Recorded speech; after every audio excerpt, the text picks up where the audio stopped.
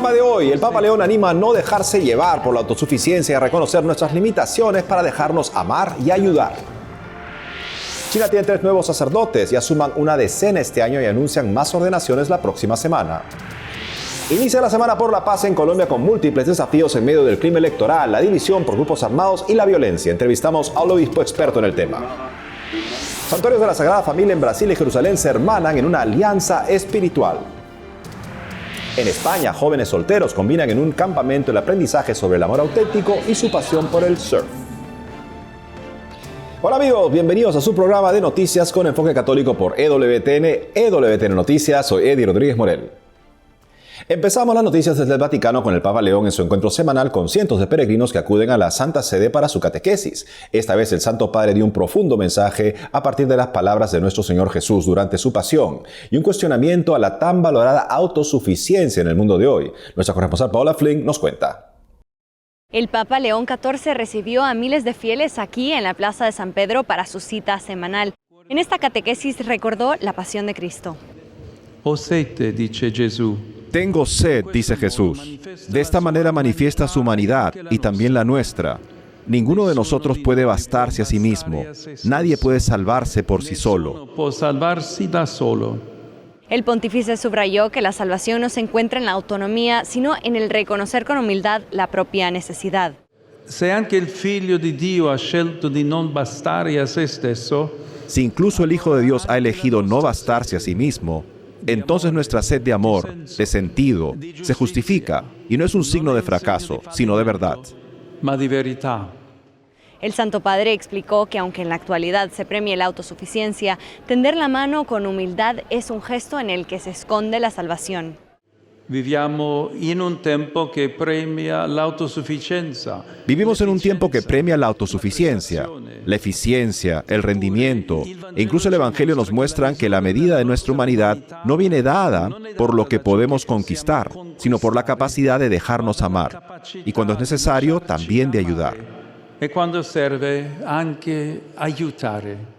Durante su saludo a los peregrinos de Polonia, el Santo Padre recordó que septiembre es un mes de oración por los niños que regresan a la escuela tras el verano. Por ello, decidió enviarles un mensaje a sus familiares. Chiedete per loro, per intercessione dei beati. Pidan por ellos la intercesión de los beatos y prontos santos Pier Giorgio Frassati y Carlo Acutis, el don de una fe profunda en su camino de maduración. Nel loro cammino di maturazione. Durante su saludo a los fieles en italiano, el Papa suele dedicar unas palabras de consuelo a las personas que sufren a causa de la violencia o los desastres naturales. En esta ocasión se dirigió a una zona del norte de África. Dal Sudán, en particular dal Darfur. Desde Sudán, en particular desde Darfur, llegan noticias dramáticas. En el Fasher, numerosos civiles están atrapados en la ciudad, víctimas de la hambruna y la violencia. En Tarasin, un devastador deslizamiento de tierra ha causado numerosas muertes, dejando tras de sí dolor y desesperación. Y por si fuera poco, la propagación del cólera amenaza a cientos de miles de personas que ya se encuentran en una situación extrema. Estoy más cerca que nunca de la población sudanesa, en particular de las familias, los niños y los desplazados. El cólera amenaza a centinaia de migliaia de personas ya stremate. Además, pidió a la comunidad internacional que garanticen corredores humanitarios y una respuesta coordinada para frenar esta catástrofe humanitaria. Es tiempo de avviare un diálogo serio. Es hora de iniciar un diálogo serio, sincero e inclusivo entre las partes para poner fin al conflicto y devolver al pueblo de Sudán la esperanza, la dignidad y la paz. Esperanza, dignidad y pace. Finalmente, el pontífice recordó que hoy se celebra la memoria de San Gregorio Magno, cuyo cuerpo está sepultado en la Basílica de San Pedro. Explicó que fue llamado el Grande por su excepcional labor como pastor y maestro de fe en tiempos difíciles para la sociedad.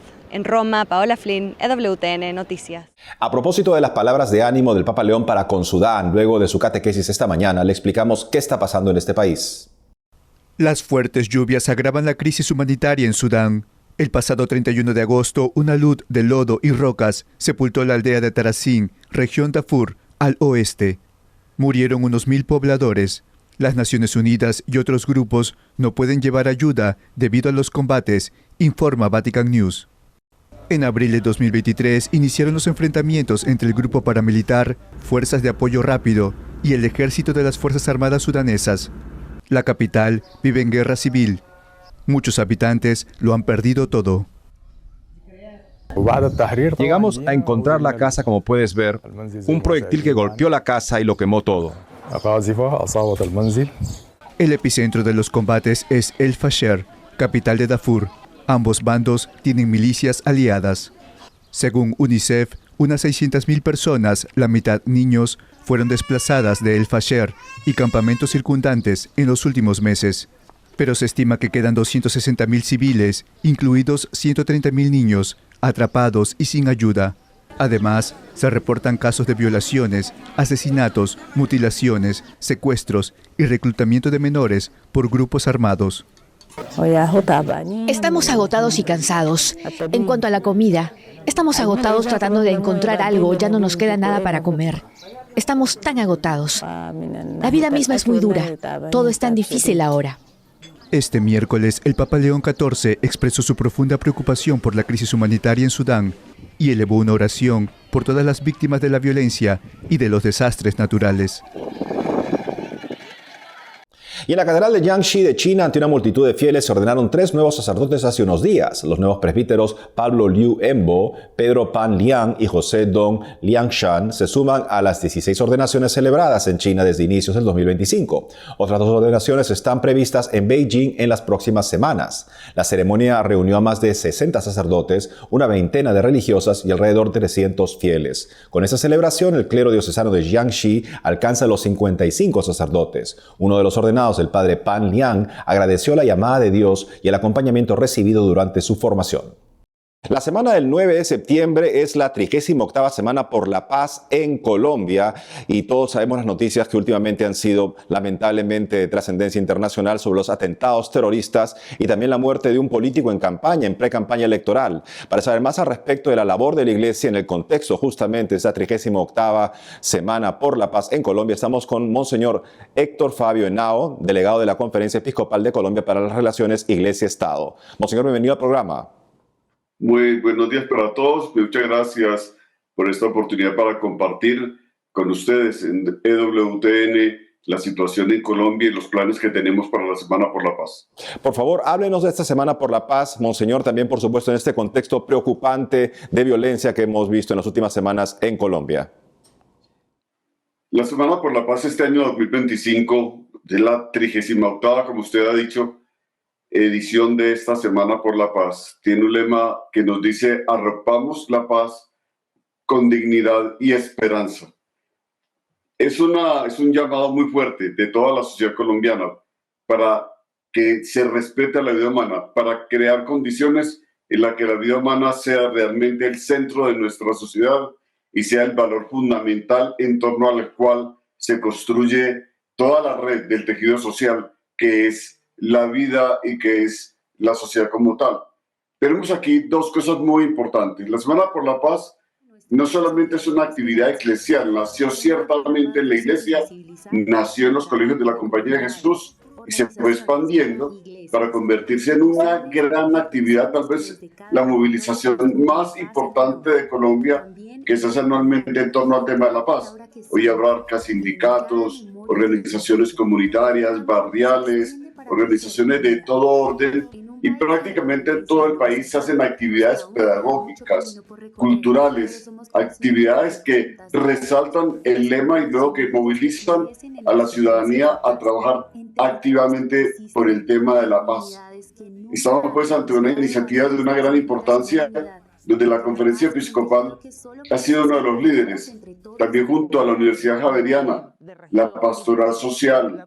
Allí ha estado también nuestra institución y otras instituciones que son muy importantes, como la Red de Iniciativas por la Paz, Red de Paz. Si somos un conjunto de organizaciones muy grande trabajando en torno a esta Semana por la Paz y por supuesto ahora una programación que nos va a ayudar a reflexionar sobre los acontecimientos y los desafíos que tenemos en este año cuando las elecciones comienzan, que serán la mitad, comienzan ya a prepararse. Así es, monseñor. Quisiéramos justamente que nos hable también de esa situación particular que se vive en Colombia en este marco de la Semana por la Paz, justamente de los desafíos recientes que se han presentado en la sociedad. ¿Cómo es la presencia, la acción de la Iglesia justamente en la búsqueda de la pacificación justamente con estos grupos que recurren a la violencia, lamentablemente? La Conferencia Episcopal, de una parte, ha sido invitada a participar en los diálogos de paz que ha iniciado este gobierno y hoy tiene 13 mesas de negociación abiertas. Bueno, 12, pero hay una que estaría por abrirse.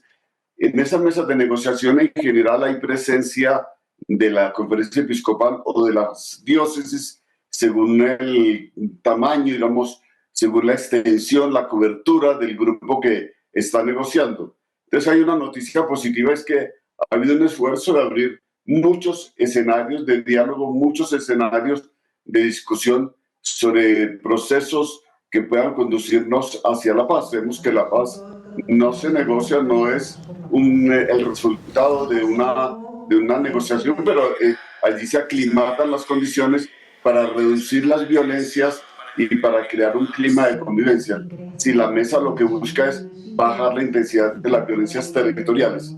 Sin embargo, el país ha visto una fragmentación enorme de los grupos armados. Hay una división constante de esos grupos. Se han multiplicado de manera progresiva y por otra parte hay un accionar que está de alguna manera fortaleciéndose en algunos territorios y ha tocado incluso las ciudades. A veces vemos la violencia como un hecho lejano a nosotros y no, la violencia está más cerca. Solo el atentado y posteriormente la muerte, lo que terminó siendo un asesinato del candidato Miguel Uribe Turbay nos muestra como una parte de la complejidad de la situación y de los desafíos que tiene hoy la sociedad colombiana, que tendrá que estabilizar de alguna manera los territorios, que tendrá que ser capaz en el futuro de crearse un plan de control territorial en manos del Estado y donde indudablemente se avance hacia la búsqueda de la reconciliación, que es un gran desafío también. Monseñor, estos grupos que han estado involucrados en estos actos de violencia recientemente, ¿cuál es su objetivo? ¿Qué es lo que buscan? Habla de la fragmentación de estos grupos, pero ¿qué objetivo tendrían para este accionar? Inicialmente estos grupos tuvieron, digamos, un trasfondo ideológico, político, y eso en algunos casos se conserva, pero hoy hay un trasfondo que es muy complejo, que tiene que ver con las rentas ilegales. Ese es un fenómeno muy extendido en Colombia. Sabemos el crecimiento muy alto que ha habido de los cultivos de uso ilícito y también de la producción, por tanto, de cocaína. Y por otra parte tenemos las actividades relacionadas con minería ilegal, ¿cierto? Minería del oro. Hoy se habla de otros minerales, etcétera, que en Colombia, digamos, tiene una cierta fortaleza, como el coltan, por ejemplo, y que puede ser extraídos por estas, digamos, organizaciones dedicadas a delinquir. Y todo esto alimenta, todo esto se convierte como en el aliciente para fortalecer las actividades de estos grupos y la lucha por el control territorial. Establecen unas luchas permanentes entre sí, pues tratando de llegar a un control territorial muy fuerte. Y ese es objeto de preocupación de la Conferencia Episcopal, el hecho de que hoy por hoy, claro, hay grandes amenazas, pero esas amenazas están muy vinculadas con la presencia de estos grupos que continuamente pueden desplazar, amenazar, asesinar líderes comunitarios, hacer todo tipo de acciones para lograr establecer control en los territorios y establecer sus propias condiciones a los pobladores. Eso es lo que llamamos la gobernanza, la gobernabilidad territorial en manos de actores no estatales. Y eso que se ha incrementado en algunas regiones del país es un problema histórico de Colombia, no está tampoco algo realmente nuevo. Eso viene a afectar entonces el ejercicio también de la política en momentos en que se está lanzando una campaña presidencial. Es el resultado que tuvimos pues, con el asesinato de Miguel Uribe Turbay. Pues, Monseñor Héctor Fabio Henao, gracias por ayudarnos a comprender esta problemática tan complicada, pero también donde la Iglesia y esta Semana de la Paz está llamada a hacer un gran servicio en ese sentido. Monseñor Héctor Fabio Henao, gracias por estar con nosotros el día de hoy. A ustedes muchas gracias. También les compartiremos unos materiales pedagógicos que son muy importantes, donde desde ahí se explica cuál es la labor de la Iglesia en Colombia en estos momentos. Dios los bendiga. Y en un hecho histórico para la Iglesia en América Latina y en Medio Oriente se produce el llamado hermanamiento o unión fraterna entre dos santuarios, uno en Brasil y otro en Jerusalén, dedicados a la Sagrada Familia. Sobre lo que este acto implica y las gracias para los fieles en América y Tierra Santa, nuestra corresponsal Atela Queiroz explica. Una alianza espiritual histórica une ahora a Brasil y la Tierra Santa. El santuario de Nazaret en Galilea, lugar donde vivieron Jesús, María y José, celebró el hermanamiento con el santuario de la Sagrada Familia en Goiânia, Brasil, el domingo 31 de agosto. Este gesto, conocido como gemelagem o hermanamiento, une a ambos santuarios como verdadeiros hermanos gemelos en la fe, pues comparten la misma devoción, la misma misión pastoral y una identidad litúrgica común. Los santuarios se reconocen como hermanos, pues son dedicados a la Sagrada Familia de Nazaret y asumen juntos la misión de honrarla, imitarla y difundir su ejemplo. Jesús, María y José, modelo luminoso de amor, obediencia, silencio y entrega a Dios. El obispo auxiliar de Jerusalén, Monseñor Bruno Variano, de origen brasileño, viajó hasta Goiânia, acompañado por el fraile Oiete Boulos, guardián de la comunidad franciscana de la Basílica de Nazaret, para celebrar la misa de hermanamiento. Hoy, con la celebración de los santuarios hermanos, Nazaret está aquí. Al acercarse a orar detrás de este altar, se puede decir: aquí Jesús vivió la experiencia familiar. Que este santuario sea verdaderamente hermano de Nazaret, en la kenosis y la humildad, y en la búsqueda de la acogida y la sanación de las fragilidades de las familias. El fraile Boulos oficializó el hermanamiento entronizando una reliquia de la Beata Casa de San José de Nazaret en el santuario de Goiânia, selando así la unión espiritual entre ambos santuarios. Ese día muy especial. Este día fue muy especial porque escuchamos que aquí ahora se torna Tierra Santa.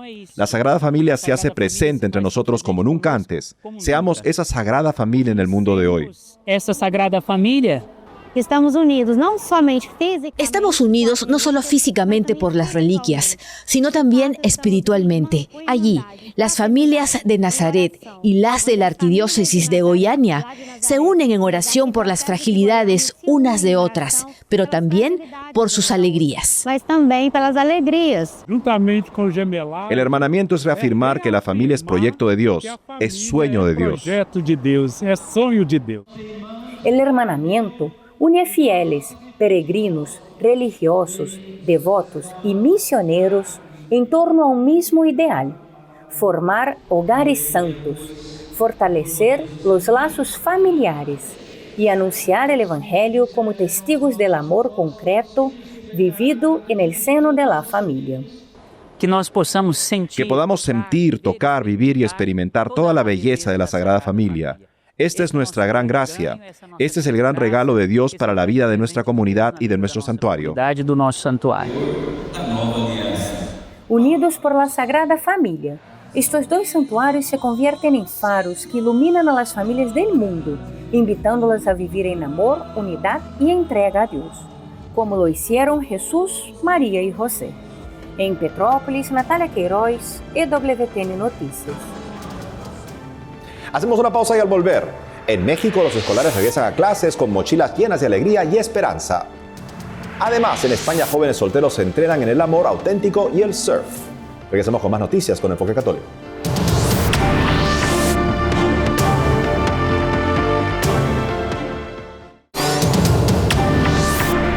Y en España, jóvenes solteros y sin compromiso combinaron días de formación sobre el amor auténtico con el entrenamiento de su deporte favorito, el surf. Nuestro corresponsal Nicolás de Cárdenas compartió con el grupo esos días de playa fuera de Madrid y nos cuenta.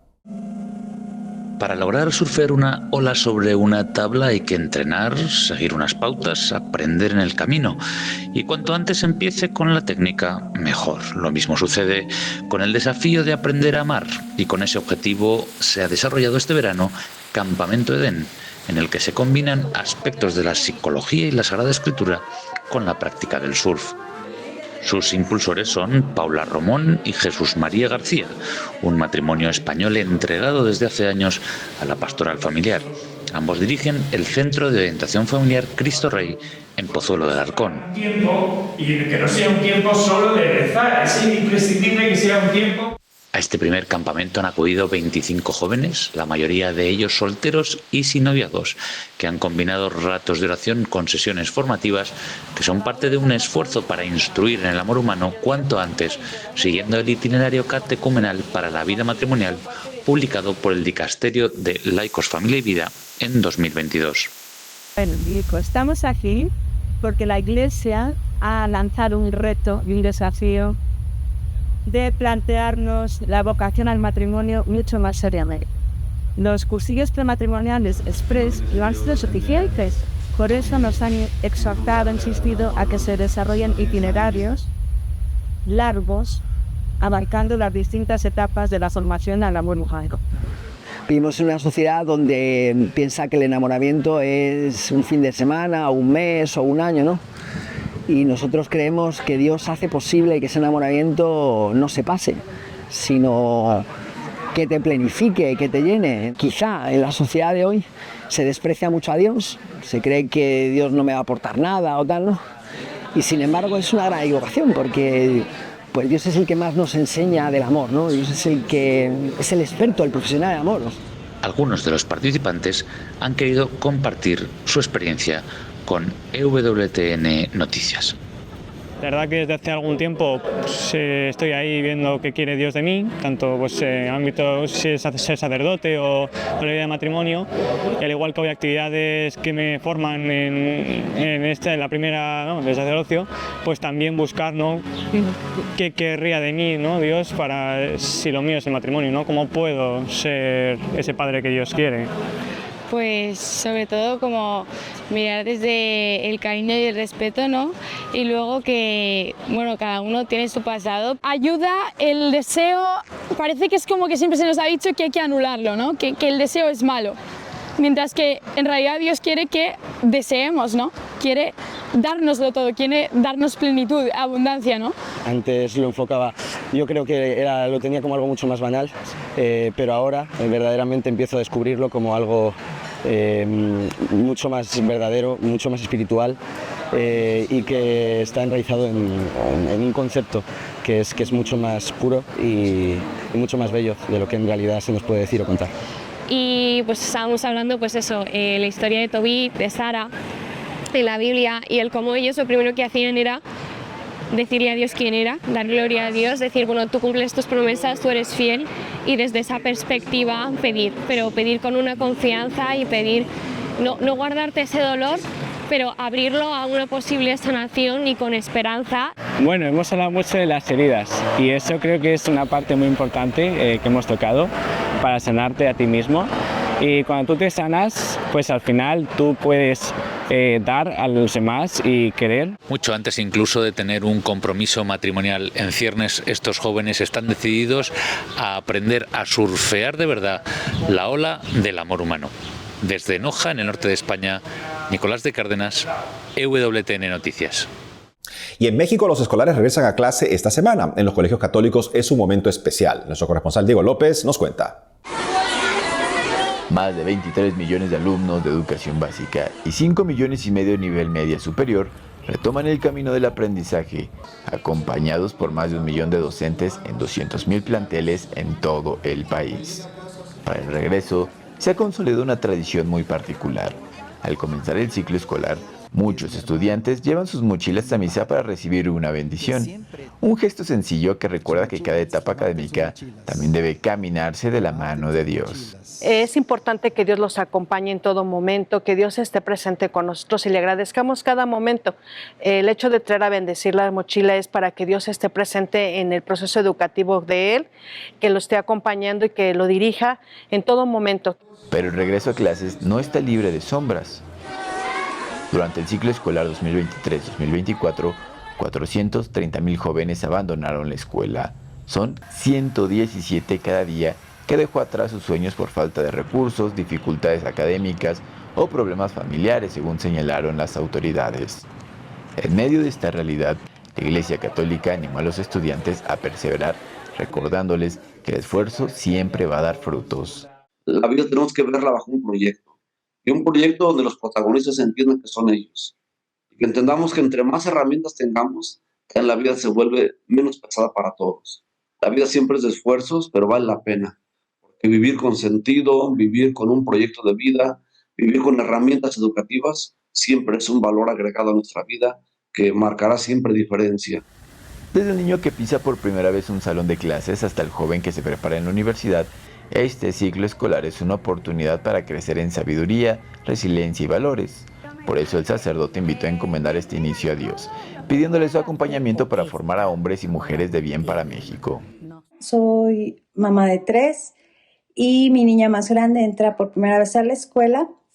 Y pues para mi esposo y para mí es muy importante encomendarla a Dios, sobre todo pues para que sus maestros, pues el Espíritu Santo los ilumine para tratarlos con ese amor y respeto que todos los niños se merecen y que los proteja pues de todos los peligros que puedan existir. Comienza el ciclo escolar 2024-2025. Para los niños, con toda la ilusión de aprender nuevas cosas, pero para la sociedad mexicana, con la certeza de que la educación es la llave para construir una mejor nación. En Ciudad de México, EWTN Noticias, Diego López. Y eso es todo, amigos. Gracias por haber estado con nosotros. Saben que pueden seguirnos en las redes sociales, también de lunes a viernes a las 12 del mediodía, hora de Miami, en Radio Católica Mundial, y su programa Más que Noticias con un servidor. Hasta entonces.